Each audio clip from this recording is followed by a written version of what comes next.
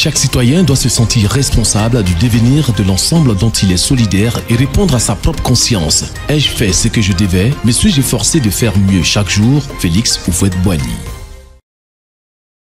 Comme annoncé à la fin de l'émission de la semaine dernière, nous commençons à partir de l'émission de ce jour et durant les semaines à venir à parler d'un autre aspect important de la vie en communauté qu'est le pardon.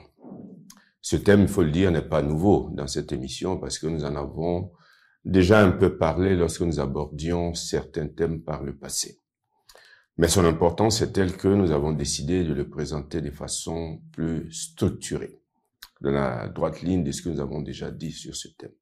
Il faut quand même préciser qu'il s'agit d'une question complexe et qu'il est difficile de traiter de cette question de façon exhaustive dans le cadre de ces émissions, mais nous allons donner ce qui nous semble essentiel à savoir. Nous commençons par le définir. Qu'est-ce que le pardon? Le dictionnaire Larousse que nous utilisons dans le cadre de ce programme nous en donne jusqu'à 4 définitions qu'il importe de passer en revue. Première définition, le pardon, c'est l'action de pardonner, c'est-à-dire de remettre une faute ou une offense en renonçant à punir ou à se venger. Dans ce sens, on dit, ils lui ont demandé pardon pour le vilain tour qu'ils lui ont joué, ou encore, il leur a accordé son pardon.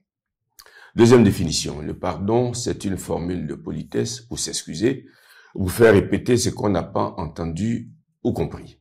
Dans ce sens, l'on dit, pardon, je croyais que tu étais réveillé, ou encore, pardon, qu'avez-vous dit, synonyme là de comment. Troisième définition, le pardon, c'est un pèlerinage religieux annuel, aussi une fête populaire en Bretagne. Durant la fête de Saint-Yves de Tréguier, le 19 mai de chaque année, Saint-Yves de Tréguier, qui est d'ailleurs considéré comme le patron des hommes de droit et de justice, a lieu le grand pardon. Mais c'est aussi un autre nom du Yom Kippour en Israël.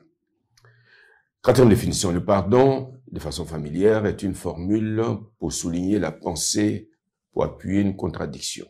On dit dans ce sens, par exemple, c'est beau, mais alors, pardon, c'est vraiment cher.